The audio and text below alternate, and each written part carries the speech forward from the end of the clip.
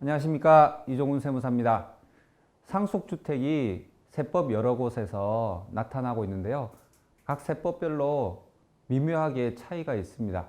그래서 상속주택이 세법 속에서 어떻게 나타나고 있는지 하나씩 알아볼 텐데요. 먼저 양도소득세 중에서 비과세 관련된 상속주택에 대해서 알아보겠습니다.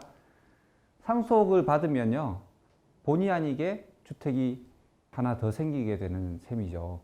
근데 그 상속받은 때문에 원래 가지고 있던 집을 팔 때 세금을 안 낼 수 있던 걸 내야 된다. 그러면 굉장히 부당하다라고 생각이 될 텐데요. 이런 상속주택의 부당한 부분을 해소해주기 위해서 상속주택 특례 규정이 있습니다. 제가 세법을 그대로 거의 옮겨왔는데요. 찾아보시겠다면 소득세법 시행령 155조 2항입니다. 155조 2항 상속받은 주택과 그 밖의 주택, 이 그 밖의 주택이라는 것은 상속 개시 당시 보유한 주택을 말합니다.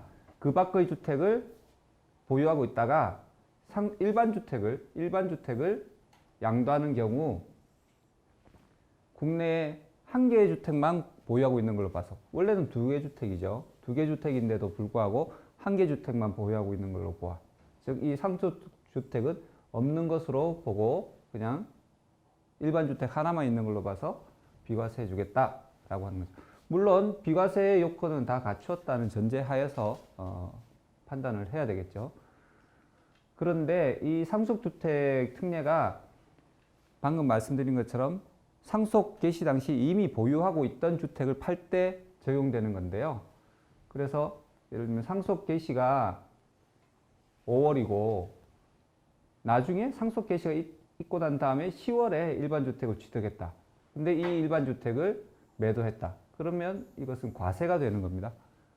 과세가 되는데 이 규정은 2013년 2월 15일부터 시행이 된 거예요. 그래서 2013년 상속 개시가 먼저 있었고 1월 1일, 만약에 13년 2월 15일부터 개정이 됐는데 그 직전에 2월 14일 날 일반 주택을 취득했다라고 하면 상속주택보다 더 늦게 취득한 일반 주택임에도 불구하고 이때 취득한 것은 비과세해 준다라고 하고 있으니까, 같은 상속주택이라 하더라도 일반 주택을 원래는 나중에 취득해야 되는데 먼저 취득한 경우, 상속주택보다 나중에 취득한 경우에는 안 되는데 되는 경우도 있으니까 한번 잘 살펴보시고요. 그 다음에 피상속인이 상속주택이 한 개만 있는 게 아니라 두 개 이상인 경우 어떻게 할 것이냐 하는 건데요. 결론부터 말씀드리면 한 개만 상속주택으로 해준다. 즉, 아버지가 두 개 주택을 다 아들에게 물려줬다 라고 하면 이 상속주택이 둘 다 인정이 되는 것이 아니라 그 중에 한 개만 인정이 된다는 거죠. 그래서 한 개는 없는 걸로 친다고 치지만 이 두 개가 이주택자가 되기 때문에 비과세를 못 받게 되는 그런 상황이 되는 겁니다. 그러면 두 개가 아니라 이번에는 두 개가 아니라 여러 개 있다라고 했을 때, 그러면 어떤 주택을 그러면 상속주택으로 인정해 줄 것이냐 하는 부분을 선택을 해야 됩니다. 그때 선택 기준이 요 1번, 2번, 3번, 4번 순으로 하면 되는데요. 피상속인이 소유한 기간이 가장 긴 주택입니다. 상속인이 소유한 주택 기간이 아닙니다. 상속받고 얼마나 오래 있었느냐 이거는 따지지 않고요. 피상속인이 보유한 기간이 가장 긴 것. 근데 보유한 기간이 가장 긴 주택이 두 개가 있다. 예를 들면 두 개를 분양을 신청해서 두 개가 분양을 동시에 당첨해서 잔금도 동시에 치르고 했다 그러면 보유기간이 똑같을 수 있겠죠. 그러면 그 중에 거주한 기간이 가장 긴 주택. 마침 두 개 다 그러면 거주를 안 하고 보유만 했다.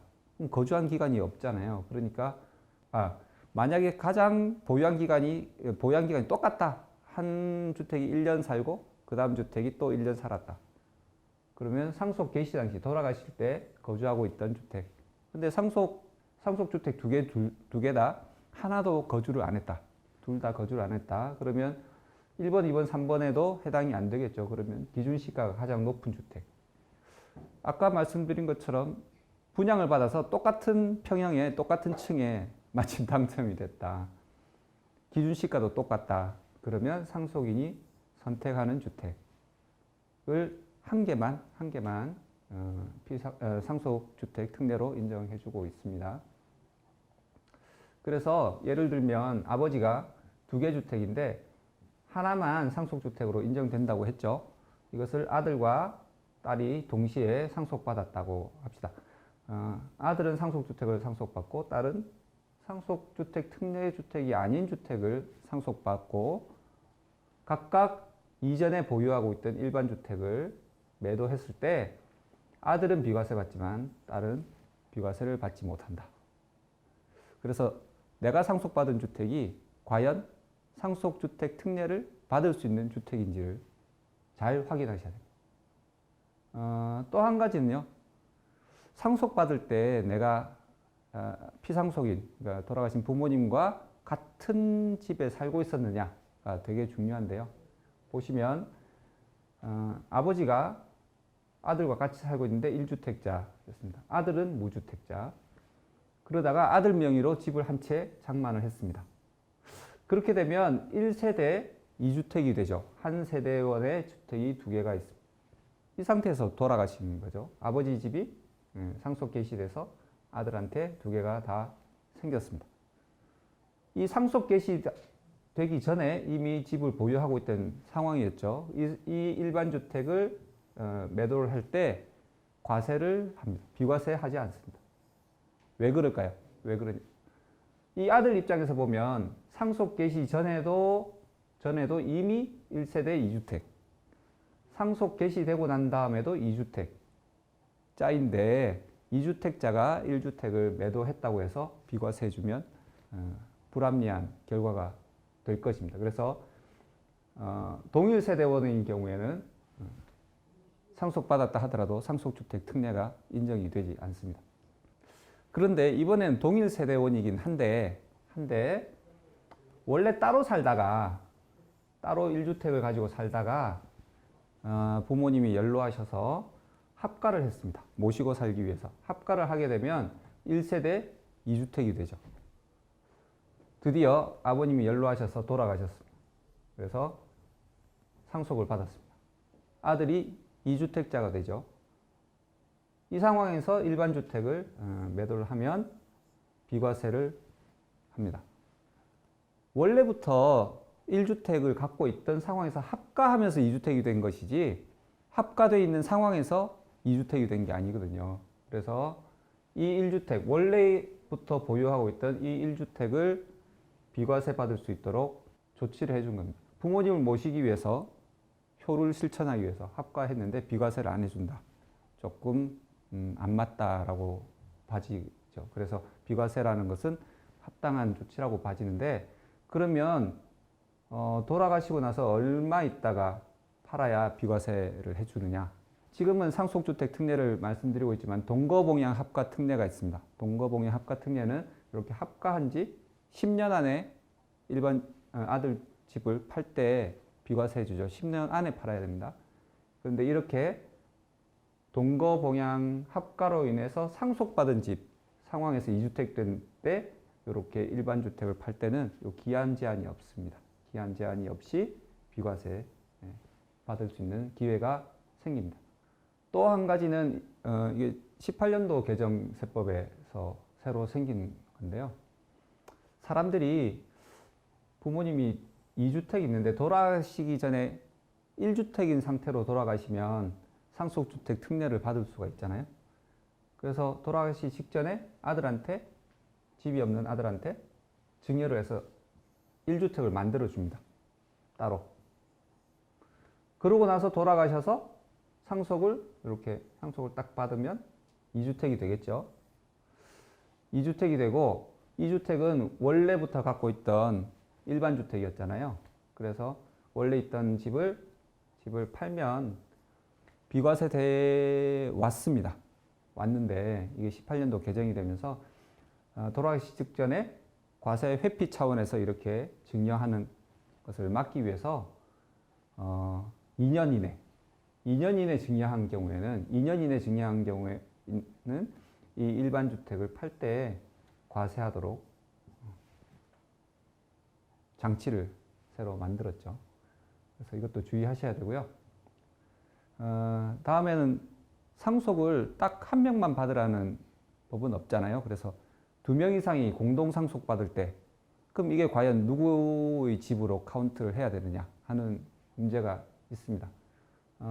이거는 소득세법 시행령 155조의 3항을 찾아보시면 되는데요. 일명 소수지분 상속주택입니다. 읽어보면 공동상속을 받았을 때 그 외에 다른 주택, 일반 주택을 말합니다. 다른 주택을 양도하는 때에는 공동상속주택은 거주자의 주택으로 보지 않는다. 그러면 일반 주택 팔 때 비과세 기회가 생기죠. 그런데 상속 지분이 가장 큰 상속인의 경우에는 그러하지 아니하다. 그러하지 아니하다는 얘기는 소유자의 주택으로 본다는 뜻이죠. 그래서 상속 지분이 가장 큰 상속인이 아닌 사람은 주택이 아닌데, 상속주택이 보유주택이 아닌데 상속 지분이 가장 큰 상속인은 주택으로 카운트를 한다. 근데 만약에 상속 지분이 가장 큰 상속인이 2명 이상이다. 그러면 그 주택에 거주하는 자, 상속 개시 당시에 거주하는 자를 말하고요. 이 두 분이 둘 다 거주하고 계셨다. 그러면 최연장자. 뭐 쌍둥이라 하더라도 출생이 차이가 있으니까 최연장자는 차이가 있을 거라고 생각합니다. 정리하면 지분이 가장 큰 상속인의 주택으로 본다. 그러면 지분이 가장 크지 않은 상속인은 주택수에서 빠진다. 그 다음에 상속주택에 지분이 가장 큰 사람이 2명 이상이면 거주하는 사람, 둘 다 거주했다면 최연장자가 소유한 것으로 보게 됩니다. 한번 사례를 보면 아버지가 돌아가시고 배우자, 아들, 딸 이렇게 상속인이 3명인 경우에는 법정 지분으로 만약에 상속받았다 하면 지분이 7분의 3, 7분의 2, 7분의 2 이렇게 상속을 받게 됩니다. 그러면 이 상속주택은 누구 거라고 봐야 되느냐?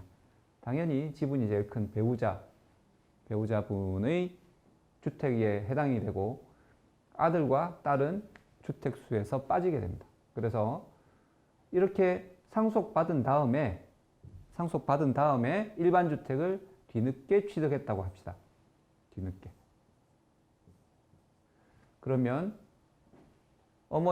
배우자인 어머니는 상속주택을 상속받은 다음에 일반 주택을 취득했고 그 일반 주택을 매도할 때는 비과세 못 받죠.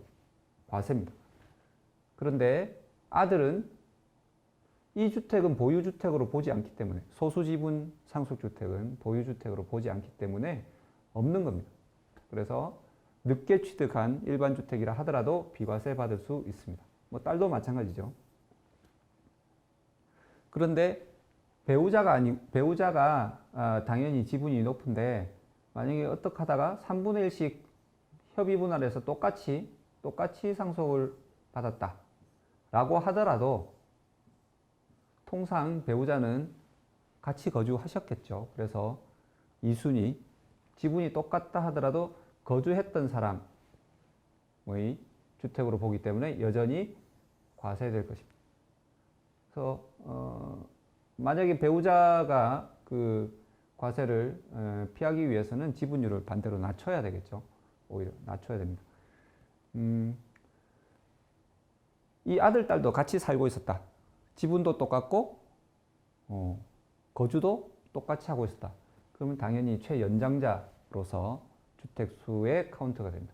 결과는 똑같이 과세, 비과세, 비과세 이렇게 되겠죠. 만약에 지분을 바꿨다.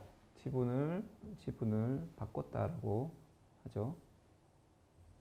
지분을 거꾸로 7분의 2 여기 7분의 3, 7분의 2 이렇게 상속을 받았다라고 하면 아들이 주택수의 카운트가 되고요.